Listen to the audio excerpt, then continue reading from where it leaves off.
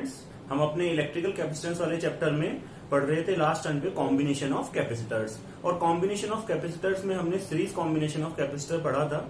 अब उसी को हम थोड़ा सा और आगे बढ़ाएंगे। उसके बाद हम पढ़ेंगे parallel plate capacitor. Parallel plate capacitor का पैरेलल कॉम्बिनेशन पढ़ेंगे। देखते हैं हम सीरीज कॉम्बिनेशन। सीरीज कॉम्बिनेशन में हमारा जो फॉर्मूले आए थे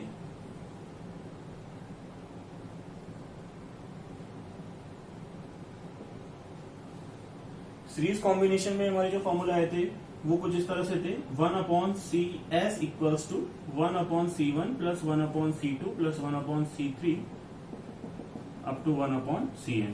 यानी इस तरह से सीरीज में एक कंप्लीट सीरीज बन रही है एन कैपेसिटर्स की, जिनके capacitance C1, C2, C3 up to Cn है। तो A और B के बीच में जो इक्विवेलेंट कैपेसिटेंस आ रहा था वो आ रहा था 1/CS equals to 1/C1 plus 1/C2 plus 1/C3 प्लस अप टू 1/Cn। यहां तक हमने लास्ट टाइम पे पढ़ा था। अब हम देखेंगे कुछ अलग तरीके से।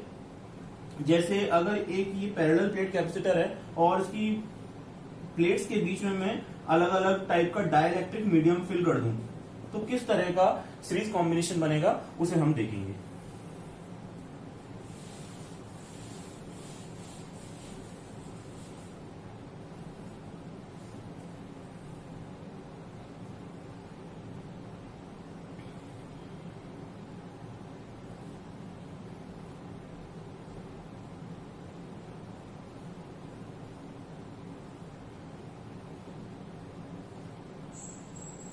सपोज ये एक पैरेलल प्लेट कैपेसिटर है और इस पैरेलल प्लेट कैपेसिटर की प्लेट्स के बीच की डिस्टेंस हमें गिवन है d है, और ये जो इसका एरिया है प्लेट का वो a मीटर स्क्वायर है। और हमने इन दोनों प्लेट्स के बीच में एक को नाम दे देते हैं हम a और एक को नाम दे देते हैं हम p, एक को नाम दे देते हैं q।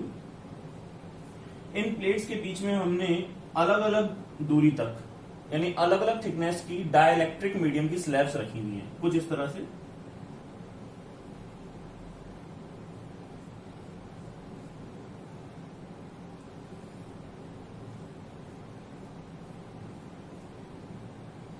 यानी ये जो स्लैब्स हैं ये प्लेट का पूरा एरिया कवर कर रही है लेकिन अलग अलग डिस्टेंस तक भरी हुई है।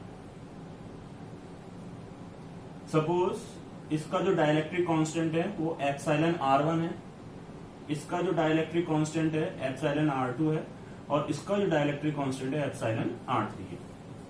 अगर मैं इस एक पैरेलल प्लेट कैपेसिटर को तोड़ूं तो कुछ इस तरह से होगा। यानी अगर मैं इसका इक्विवेलेंट बनाऊं तो कुछ इस तरह से होगा। इसे तोड़ना नहीं है हमें।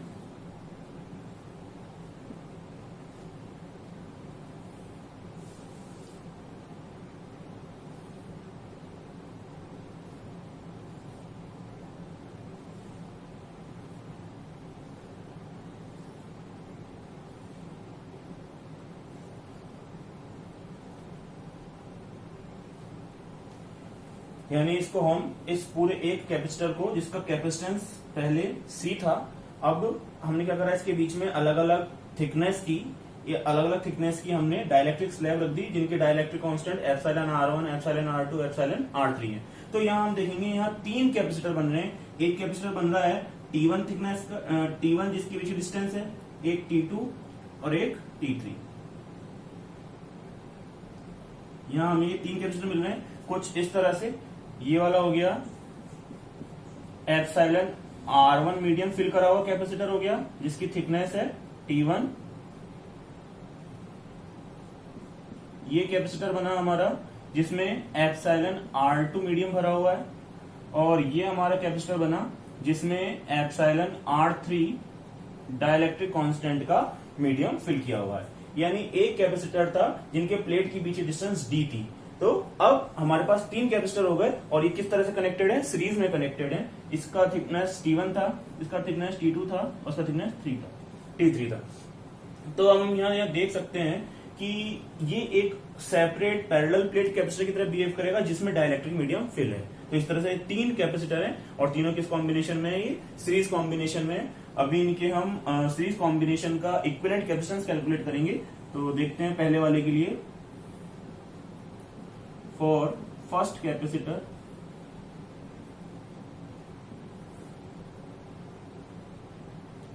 C1, इसके कैपेसिटेंस को हम C1 कह लेते हैं। ये वाला जो कैपेसिटर बन रहा है C1 equals to epsilon not epsilon R1 A upon D। D की जगह कितनी है थिकनेस इसकी T1। सेकंड वाले के लिए अगर मैं इसके लिए कैपेसिटेंस लिखूं तो ये हो जाएगा C2 equals to epsilon not epsilon R2 A upon T2। आप देख सकते हैं एरिया में कोई चेंज नहीं है, पूरा एरिया लेते हुए फिल की हुई है। ये जो डाइलेक्ट्रिक स्लैब है पूरा एरिया कवर करते हुए फिल की हुई है। आप ऐसा सोच सकते हैं कि ये दो पैरेलल प्लेट्स हैं, ये दो पैरेलल प्लेट्स हैं और ये इनका एरिया है, ये जो है ये पूरा एरिया है। तो ये अलग अलग स्लैब्स हमने फिल कर दी, पहले यहां तक, फिर ये और फिर ये, अलग अलग थिकनेस की हमने स्लैब्स इसमें डाइलेक्ट्रिक मीडियम की फिल करी है। तो जिस वजह से हमें यहाँ 3 अलग अलग कैपेसिटर मिल रहे हैं और तीनों हम किस कॉम्बिनेशन में कनेक्टेड है, सीरीज कॉम्बिनेशन में कनेक्टेड है। तो थर्ड वाले का जो कैपेसिटेंस होगा वो हो जाएगा C3 equals to epsilon not epsilon R3 A upon T3। तो ये फॉर्मूले मैंने कैसे लिखे हैं, इसको मैंने सेपरेट वीडियो में एक्सप्लेन किया है कि एक पैरेलल प्लेट कैपेसिटर का कैपेसिटेंस क्या होता है जब प्लेट्स के बीच में डाइलेक्ट्रिक मीडियम फिल किया गया है। इसके लिए मैंने सेपरेट वीडियो बनाया हुआ है, तो उसको आप जाके देखो तो आपको पता लग जाएगा मैंने ये कैपेसिटेंस किस तरह से लिखे हैं। ये तो हमारे पास इन तीनों कैपेसिटर की कैपेसिटेंस आ गए C1, C2 और C3। और ये तीनों किसमें कनेक्टेड है, सीरीज में कनेक्टेड है, तो हम इनका इक्विवेलेंट भी निकालेंगे।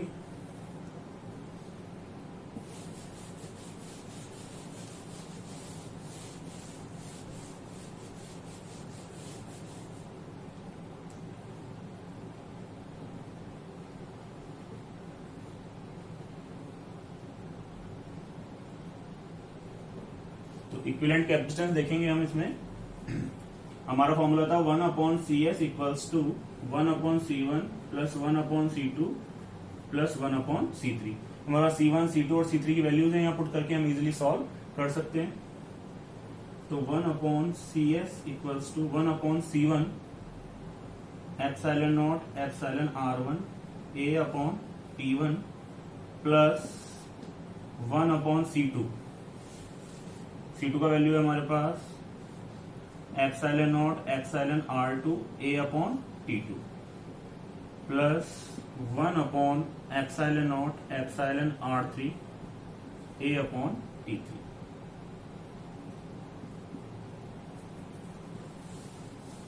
तो ये ऊपर जाके हो जाएगा 1 upon CS equals to T1 upon epsilon not epsilon R1 A plus T2 upon epsilon not epsilon R2 A plus T3 upon epsilon not epsilon R3 to A। तो आप यहां से देख सकते हैं एप्सिलॉन नॉट और A सब में से कॉमन आ रहा है, तो ये हो जाएगा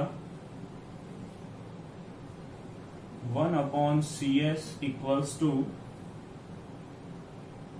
1 अपॉन एप्सिलॉन नॉट A और T1 upon epsilon R1 plus T2 upon epsilon R2 plus T3 upon epsilon R3। कुछ इस तरह से हो जाएगा।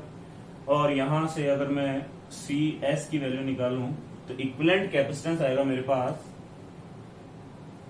इसको रिवर्स कर दें हम तो ये हो जाएगा एप्सिलॉन नॉट A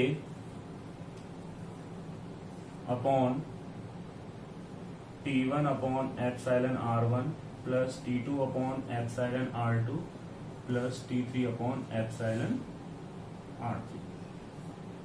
ऐसे भी समझ सकते हैं। इस CS को मैंने इधर भेजा और एप्सिलॉन नॉट को ऊपर मल्टीप्लाई किया और इस वाले को पूरे को नीचे भेज दिया, तो ये आ गया हमारे पास इक्विवेलेंट कैपेसिटेंस। तो आप यहाँ पूरा कॉन्सेप्ट समझ सकते हैं। दोबारा से मैं एक बार रिवाइज कराता हूँ। हमारे पास एक पैरेलल प्लेट कैपेसिटर था, उस पैरेलल प्लेट कैपेसिटर के प्लेट्स की बीच की डिस्टेंस D थी, उनकी प्लेट्स का सरफेस एरिया A था और हमें उन प्लेट्स के बीच में अलग अलग थिकनेस की डाइलेक्ट्रिक स्लैब फिल की हुई थी, पूरा एरिया कवर करते हुए, लेकिन अलग अलग डिस्टेंस तक। तो पहले की थिकनेस थी T1, दूसरी स्लैब की थिकनेस थी T2 और तीसरी की थिकनेस थी T3। तो इस तरह से हमने 3 स्लैब फिल की थी। जब हमने 3 अलग अलग स्लैब फिल की तो हम उस पूरे कैपेसिटर को ऐसे ट्रीट कर सकते हैं कि जैसे वो 3 सीरीज में जुड़े हुए अलग अलग कैपेसिटर से बना हो और उन कैपेसिटर्स के अंदर डाइलेक्ट्रिक मीडियम फिल हो। इस तरह से हम उन्हें ट्रीट कर सकते हैं। और हम किसी भी पैरेलल प्लेट कैपेसिटर का कैपेसिटेंस जानते हैं होता है epsilon not epsilon R A upon D. तो फर्स्ट वाली थिकनेस है T1, उसमें जो डाइलेक्ट्रिक कांस्टेंट फिल है वो एप्सिलॉन R1 है, तो हमने यहाँ उसका कैपेसिटेंस लिख दिया epsilon not epsilon R1 A upon T1। इसी तरह दूसरे वाले के लिए, इसी तरह तीसरे वाले के लिए हमने वैल्यूज पुट करके सॉल्व किया, तो ये हमारे पास उस पूरे के पूरे सिस्टम का इक्विवेलेंट कैपेसिटेंस आ रहा है। तो इसे आप इजीली देख सकते हैं, समझ सकते हैं। तो अब हम देखेंगे यहाँ पैरेलल प्लेट कैपेसिटर का पैरेलल कॉम्बिनेशन।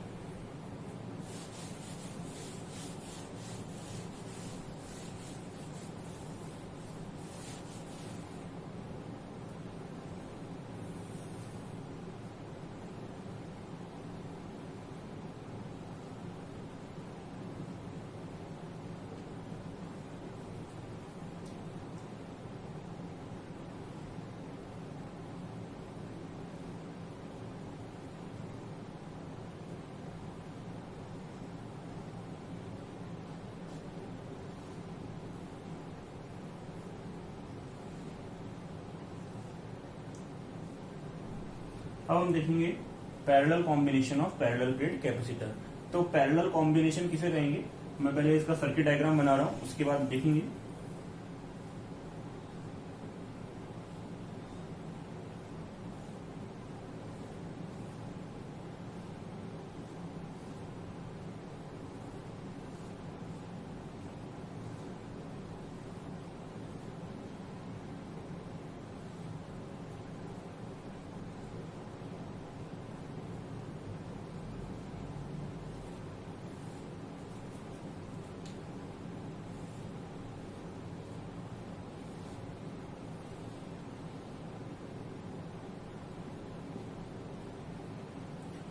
तो ये है हमारा parallel combination of parallel plate capacitor. तो कैसे डिफाइन करेंगे इसे, जब सभी पैरेलल प्लेट कैपेसिटर की फर्स्ट प्लेट, या देख सकते हैं आप सबकी फर्स्ट प्लेट है, जब सभी पैरेलल प्लेट कैपेसिटर की फर्स्ट प्लेट एक कॉमन पॉइंट से कनेक्टेड हो और सभी पैरेलल प्लेट कैपेसिटर्स की सेकंड वाली जो प्लेट है वो एक दूसरे कॉमन पॉइंट से कनेक्टेड हो। जैसे ये सारी प्लेट्स फर्स्ट वाली पॉइंट ए से कनेक्टेड है और ये सारी प्लेट्स पॉइंट बी से कनेक्टेड है। तो इस तरह का जो कॉम्बिनेशन होता है वो पैरेलल कॉम्बिनेशन ऑफ कैपेसिटर्स होता है। दूसरी चीज यहां आप देखेंगे कि पॉइंट ए और बी के बीच में टोटल पोटेंशियल डिफरेंस लग रहा है V वोल्ट का पोटेंशियल डिफरेंस लग रहा है, यानी इस C1 के अक्रॉस भी V पोटेंशियल है, C2 के अक्रॉस भी V पोटेंशियल है और C3 के अक्रॉस भी V वोल्ट का पोटेंशियल डिफरेंस है। यानी दूसरी बात क्या निकल के आ रही है, दूसरी बात ये निकल के आ रही है कि सभी जो कैपेसिटर्स पैरेलल कॉम्बिनेशन में जुड़े होते हैं उनके अक्रॉस पोटेंशियल सेम होता है।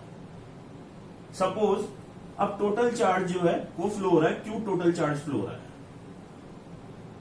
जब टोटल चार्ज Q फ्लो हो रहा है, इसका कैपेसिटेंस अलग है, इसका कैपेसिटेंस अलग है, इसका कैपेसिटेंस अलग है, तो सब अपने कैपेसिटेंस के अकॉर्डिंग चार्ज को होल्ड करेंगे, तो ये चार्ज डिवाइड हो जाता है। तो फर्स्ट वाले में चार्ज जाएगा सपोज Q1, इसमें फ्लो होगा Q2 और इसमें फ्लो होगा Q3।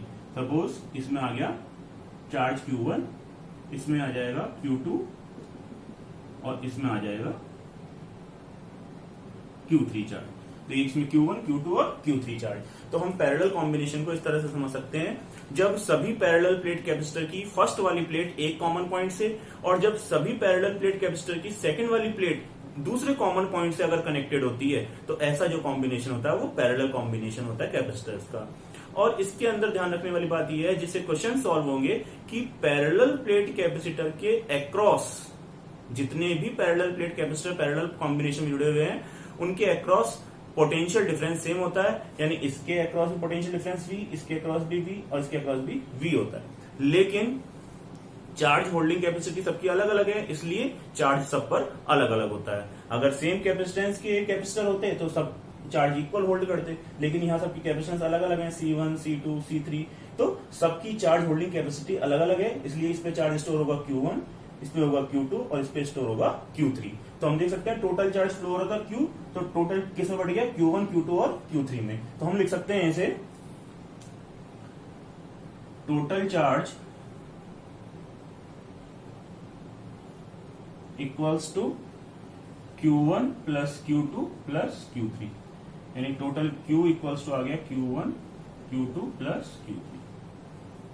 अब यहां जानते हैं कि पोटेंशियल डिफरेंस V है, चार्ज Q1 है, तो हम जानते हैं Q1 equals to C1 V होता है, तो हमारे पास Q1 की वैल्यू आ गई। हम जानते हैं कि Q2 equals to C2 V होता है by the definition of capacitance of parallel plate capacitor, और यहां Q3 equals to C3 into V हो जाएगा। तो यहां Q1 चार्ज की वैल्यू आ गई C1 V। ये हम कैसे लिख पा रहे हैं, ये कैपेसिटेंस की डेफिनेशन से लिख पा रहे हैं। मैंने आप लोगों को कैपेसिटेंस कैलकुलेट करवाया था, C इक्वल्स टू होता है Q अपॉन V, तो यहां से Q आ जाएगा CV, Q equals to CV। तो यहाँ C1 V1 चार्ज होल्ड हो गया, यहाँ C2 V2 हो गया, यहाँ C3 V3 हो गया। तो हम लिख सकते हैं इसे Q equals to C1 V plus C2 V plus C3 V। तो Q equals to C1 plus C2 plus C3 और कॉमन आ जाएगा V। सपोज C1, C2 और C3 इनका इक्विवेलेंट कैपेसिटेंस Cp मान लें हम।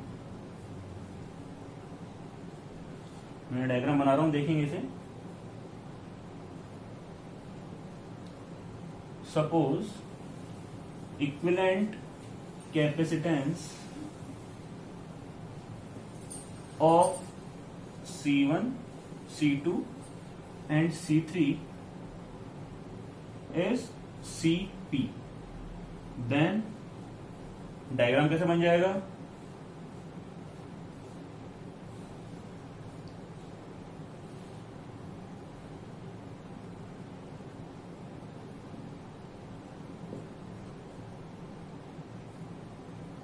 अब इसका कैपेसिटेंस कितना हो गया, Cp किस किस पॉइंट के बीच में, A और B के बीच में हो गया, और इस पे चार्ज कितना है, वही टोटल चार्ज Q है, और पोटेंशियल डिफरेंस कितना लग रहा है, टोटल V लग रहा है। तो मैं इस डायग्राम से लिख सकता हूं Q equals to Cp into V। समझेंगे इसे दोबारा से। हमारे पास 3 कैपेसिटर थे जिनकी कैपेसिटेंस C1, C2 और C3 थे। ये तीनों पैरेलल कॉम्बिनेशन में कनेक्टेड है। अब मैं चाहता हूं इन तीनों की जगह एक ही कनेक्टेड हो, तो उसे हम कहेंगे equivalent capacitance of capacitance C1, C2 and C3, यही कहेंगे इसे। मैं लिख दिया यहां, suppose equivalent capacitance of C1, C2 and C3 is Cp। तो इन तीनों का इक्विवेलेंट कितना है, Cp है। अब वो किन दो पॉइंट के बीच में आएगा, A और B के बीच में आएगा, क्योंकि ये तीनों कहां कनेक्टेड है, A और B के बीच में ही कनेक्टेड है। तो इन तीनों का इक्विवेलेंट आ गया Cp। टोटल चार्ज कितना होल्ड हो रखा है, Q, टोटल चार्ज Q था, टोटल पोटेंशियल V था। तो हम इस Cp की वैल्यू निकालेंगे, इक्विवेलेंट कैपेसिटेंस निकालेंगे, कितना आता है,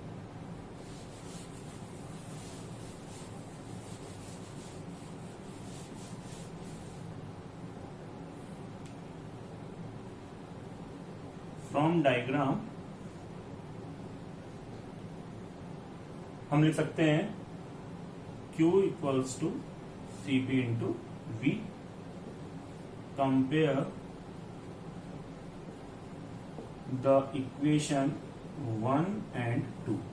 अगर मैं इक्वेशन 1 और 2 को कंपेयर करूं तो मेरे पास आएगा Cp V equals to C1 plus C2 plus C3 V, और ये V से V कैंसिल हो जाएगा। तो मेरे पास इक्विवेलेंट कैपेसिटेंस आ रहा है C1 plus C2 plus C3। This is called equivalent capacitance of capacitance which are connected in parallel.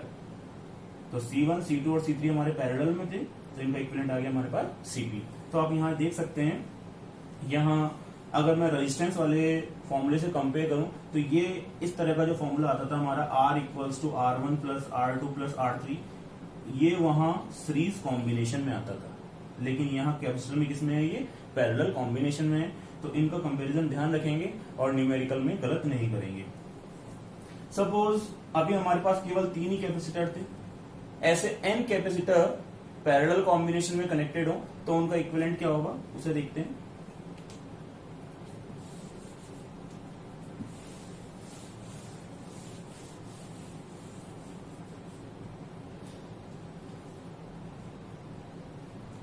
If n capacitor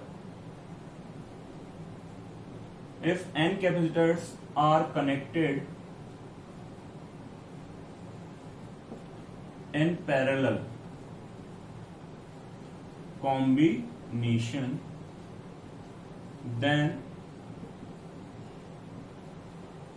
equivalent capacitance is given by Cp equals to C1 plus C2 plus C3 up to Cn। इस तरह से हो जाएगा। वही फॉर्मूले को हमने extend कर दिया, ये C1 C2 और C3 के लिए था, ऐसे अगर n हो तो अप टू Cn तक हो जाएगा। अब हम ऐसे एज्यूम करें कि ये जो कैपेसिटेंस है अगर ये सबके सब इक्वल हो, तब इक्विवेलेंट क्या होगा पैरेलल कॉम्बिनेशन का? If C1 equals to C2 equals to C3 equals to Cn equals to C, सबके कैपेसिटेंस C के इक्वल है, तो हमारा फॉर्मूला आ जाएगा Cp equals to C plus C plus C, और कितने टाइम्स जोड़ना है हमें? n टाइम्स जोड़ना है। पहले 2 टाइम्स को जोड़ के देखो, C प्लस C 2C होगा, 3 बार जोड़ा तो 3C होगा, और n है तो nC हो जाएगा, तो Cp इक्वल्स टू आएगा nC। तो अगर आपको इक्वल कैपेसिटेंस दिखाई दे पैरेलल कॉम्बिनेशन में कनेक्टेड हो तो डायरेक्ट फॉर्मूला लगा दो nC। तो इस तरह से हम पैरेलल कॉम्बिनेशन का इक्विवेलेंट कैपेसिटेंस कैलकुलेट कर सकते हैं। अब दूसरी इंपॉर्टेंट बात यह है, हम पैरेलल कॉम्बिनेशन क्यों पढ़ते हैं? तो आप यहां अगर देखो, जो Cp की वैल्यू आ रही है वो C1, C2 और C3 का सम आ रही है, यानी Cp की वैल्यू C1 से भी ज्यादा होगी, C2 से भी ज्यादा होगी और C3 से भी ज्यादा होगी। तो हम पैरेलल कॉम्बिनेशन को इलेक्ट्रिक सर्किट में वहां काम में लेते हैं जब हमें इक्विवेलेंट कैपेसिटेंस हमारे पास पैरेलल कॉम्बिनेशन में कनेक्टेड कैपेसिटेंस से ज्यादा चाहिए होता है। जैसे सपोज मेरे पास एक 2 माइक्रोफैराड का कैपेसिटेंस है, एक मेरे पास 4 माइक्रोफैराड का कैपेसिटेंस है, और एक मेरे पास 8 माइक्रोफैराड का कैपेसिटेंस है। अब मुझे इनसे ज्यादा मेरे पास मैक्सिमम जो कैपेसिटेंस है वो कितना है? 8 माइक्रोफैराड। जब मुझे 8 माइक्रोफैराड से भी ज्यादा का कैपेसिटेंस चाहिए होगा तो मैं इन्हें किसमें कनेक्ट करूंगा? पैरेलल कॉम्बिनेशन में कनेक्ट करूंगा, और पैरेलल में कनेक्ट करूंगा तो उनका इक्विवेलेंट कितना आ जाएगा? 2 + 4 + 8 यानी 14 माइक्रोफैराड आ जाएगा। तो मैंने आपको लास्ट टाइम पे बताया था, सीरीज कॉम्बिनेशन हम वहां काम में लेते हैं जहां हमें इक्विवेलेंट कैपेसिटेंस जो हमारे पास अवेलेबल मिनिमम कैपेसिटेंस है, अगर हमें उससे भी कम चाहिए होता है तो हम सीरीज कॉम्बिनेशन काम में लेते हैं। लेकिन जब हमें हमारे पास अवेलेबल कैपेसिटेंस से ज्यादा कैपेसिटेंस चाहिए होता है, जो हमारे पास मैक्सिमम कैपेसिटेंस अवेलेबल है उससे भी हमें ज्यादा चाहिए होता है, तब हम उन्हें पैरेलल कॉम्बिनेशन में कनेक्ट कर सकते हैं। तो इसे आप लोग इजिली समझ सकते हैं, देख सकते हैं। वीडियो को वापस से जाके देखो जिससे आपको पूरा कॉन्सेप्ट समझ में आ जाएगा। तो आप लास्ट वाला वीडियो और ये वाला वीडियो दोनों को फिर से देखिए, ध्यान से देखिए, और इसके हम नेक्स्ट टर्न पे कुछ न्यूमेरिकल सॉल्व करेंगे सीरीज कॉम्बिनेशन की और पैरेलल कॉम्बिनेशन की, जिससे आपको और कॉन्सेप्ट क्लियर हो जाएगा। पैरेलल कॉम्बिनेशन में यहां मैंने एक बता भी दिया आपको, एक 2 माइक्रोफैराड का, एक 4 माइक्रोफैराड का और एक 8 माइक्रोफैराड का कैपेसिटर्स पैरेलल कॉम्बिनेशन में कनेक्टेड है, तो उनका इक्विवेलेंट कितना आ जाएगा? 40 माइक्रोफैराड। सिंपल उन्हें ऐड करना है। इसके और भी कॉम्प्लेक्स सर्किट्स हम सॉल्व करेंगे, नेक्स्ट टाइम पे सॉल्व करेंगे। आप अभी इतना इसे देख सकते हैं।